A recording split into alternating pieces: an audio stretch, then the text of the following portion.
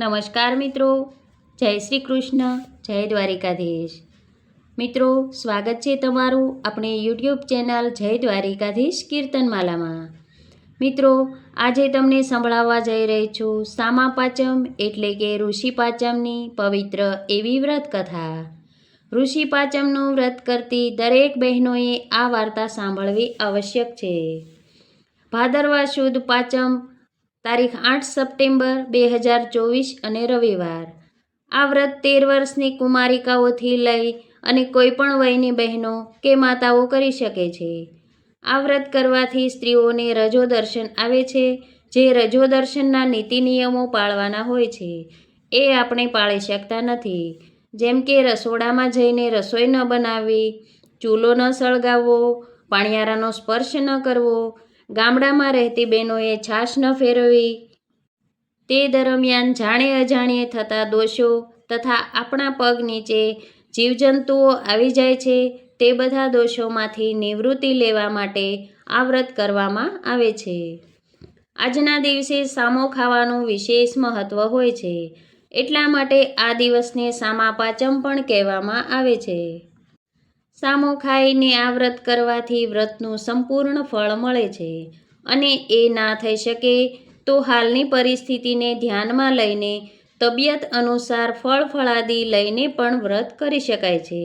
અને એ પણ ના થઈ શકે તો ભાવપૂર્વક અને શ્રદ્ધાથી સપ્તઋષિઓનું પૂજન કરી આ વ્રતની વાર્તા સાંભળી લેવાથી પણ પુણ્ય ફળની પ્રાપ્તિ થાય છે. કોઈ પણ મનુષ્ય મૃત્યુ પામે તેની પાછળ પાંચમ કરવામાં આવે છે. તે પાંચમ આ સામા પાંચમના દિવસે જ કરવામાં આવે છે. આ ઋષિ પાંચમનું ઘણું બધું મહાત્મ્ય છે. આ દિવસે સવારે સૂર્યોદય પહેલાં ઉઠી અને અઘેડાનું દાંતણ કરવું જોઈએ. તુલસી ક્યારાની માટી લઈ શરીરે ચોળી અને આંબળાની ભૂકીથી માથું ધોઈને સ્નાન કરવું જોઈએ.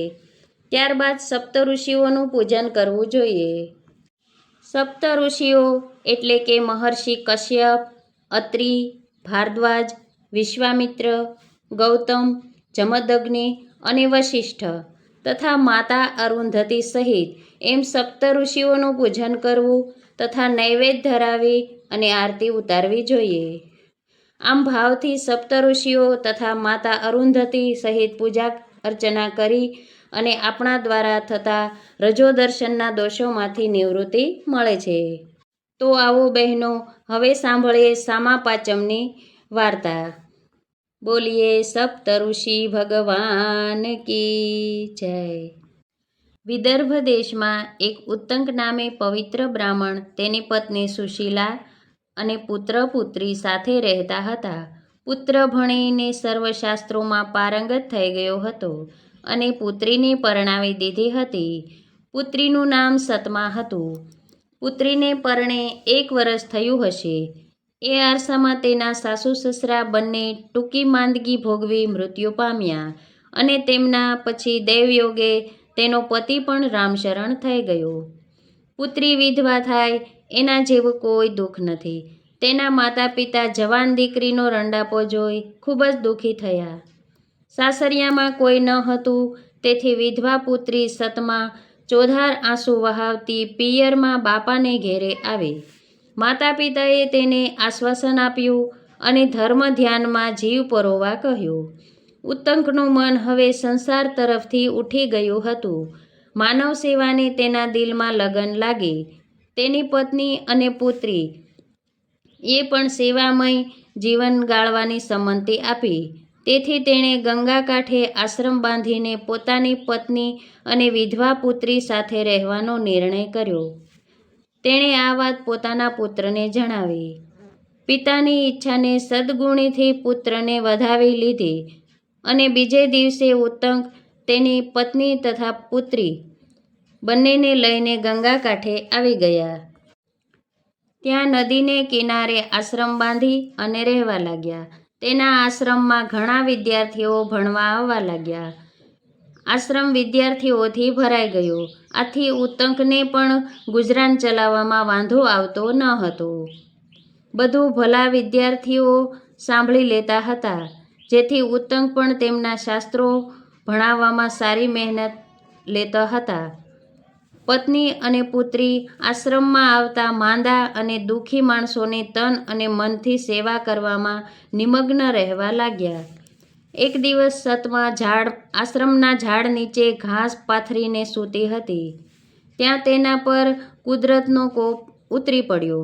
તેના શરીરમાંથી પરુ નીકળવા લાગ્યું અને તેમાં અસંખ્ય કીડા ગદગદવા લાગ્યા. એવામાં એની માતા કઈ કામસર ઘરમાંથી બહાર આવી અને તેની નજર સૂતેલી પુત્રી ઉપર પડી. તેના દેહ પર માખીઓ બણબણી રહી હતી અને કીડા ખદબદી રહ્યા હતા. પુત્રીની આવી દશા જોઈ માતા રડતી રડતી તેના પતિને બોલાવી લાવી અને પુત્રીની આવી દશા જોઈને ઉત્તંકનું કાળજું કંપી ઉઠ્યું. પત્નીને આશ્વાસન આપીને તેણે પુત્રીને ઘરમાં લઈ જઈ સુવડાવી અને ગરમ પાણીથી તેને સ્નાન કરાવ્યું. આમ કરવાથી તેને થોડી રાહત રહી. ઉત્તંક બહુ જ્ઞાની હતા. એ સાંજે તેને સમાધિ ચડાવી અને પુત્રીના પરભવની કરણી જોઈ. તેણે પત્નીને કહ્યું, આગલા ભવમાં આપણી દીકરી એક બ્રાહ્મણની પત્ની હતી. એ વખતે રજસ્વલા ઋતુધર્મ બરાબર પાળતી ન હતી. રજસ્વલા સ્ત્રીએ 4 દિવસ સુધી ઘરકામ ન કરવું જોઈએ. તેમજ સ્પર્શથી પણ તેણે દૂર રહેવું જોઈએ. એમ ન કરવાથી પ્રાયશ્ચિત લાગે છે. આમ જાણવા છતાં તે ઘરકામ પણ કરતી હતી. એ પાપ તેને નડ્યું છે. એ પાપથી જ તેનું શરીર કીડાઓથી વ્યાપ્ત થયેલું છે. વળી તેણે ઋષિ પાંચમની નિંદા કરી હતી. એક દિવસ સામા પાંચમનું વ્રત કરનાર છોકરીઓની પણ તેણે હાંસી ઉડાવી હતી. પરિણામે તેના દેહમાં કીડા પડ્યા છે. આ સાંભળી અને ઉત્તંકની પત્ની બોલી, ત્યારે તો એ તેના કર્મોનું ફળ ભોગવી રહી છે. પોતાનો ધર્મ પાળ્યો નહીં અને જે ધર્મ કરે તેની અવગણના કરી. આવું કરે તેની અવદશા થાય જ ને. હવે તેનું કંઈ નિવારણ થાય એવું ખરું? ત્યારે ઉત્તંક બોલ્યા, જે વ્રતનો અનાદર કર્યો છે એ વ્રત કરે તો જરૂર એના પાપનું નિવારણ થાય અને એની કાયા કંચન જેવી થાય. મઢુલીમાં સૂતેલી પુત્રી આ બધું સાંભળી રહી હતી. તે આવીને બોલી, પિતાજી, હું એ સામા પાંચમ એટલે કે ઋષિ પાંચમનું વ્રત કરીશ, માટે મને તે વ્રત કરવાની વિધિ સમજાવો. ઉત્તંકે કહ્યું, બેટી, આ સામા પાંચમના વ્રતને ઋષિ પાંચમનું વ્રત પણ કહેવામાં આવે છે. આ વ્રત ભાદરવા સુદ પાંચમના દિવસે થાય છે. એ સવારે વહેલા ઉઠી સ્નાન કરીને ઘીનો દીવો કરવો અને ફળ ફળાદિ નૈવેદ્ય મૂકી ઋષિ કશ્યપ, અત્રિ, ભારદ્વાજ, વિશ્વામિત્ર, ગૌતમ, જમદગ્નિ અને અરુંધતી સહિત વશિષ્ઠ એ 7 ઋષિઓને યાદ કરવા તેમનું ધ્યાન ધરવું. આ દિવસે ઉપવાસ કરવો. તે ન થાય તો ફળાહારમાં ખાસ કરીને સામો લેવાય છે. ફળો તેમજ ખેડ્યા વગરની જમીનમાં થયેલા શાકનો પણ આહારમાં ઉપયોગ થઈ શકે છે. આ મુજબ પૂર્ણ ભાવથી વ્રત કરનાર સ્ત્રીના રજસ્વલા ધર્મ વખતે અજાણપણે થયેલા નાના વિધિદોષ નાશ પામે છે. પુત્રીએ આ વ્રત કરવાનો સંકલ્પ કર્યો. તેથી તેની પીડા મટી ગઈ. સામા પાંચમનો દિવસ આવતા બ્રાહ્મણની વિધવા પુત્રીએ સામા પાંચમ એટલે કે ઋષિ પાંચમનું વ્રત કર્યું અને તે વ્રતના સ્પર્શાદી દોષોનો નાશ થવાથી એની કાયા કંચન જેવી થઈ ગઈ. હે સપ્ત ઋષિઓ, જેવા તમે બ્રાહ્મણ પુત્રીના દોષો બાળી અને ફળ્યા, એવા જે કોઈ આ પાંચમનું વ્રત કરશે, સાંભળશે, વાર્તા સાંભળશે તે બધાને ફળજો. બોલીએ સપ્ત ઋષિ ભગવાન કી જય.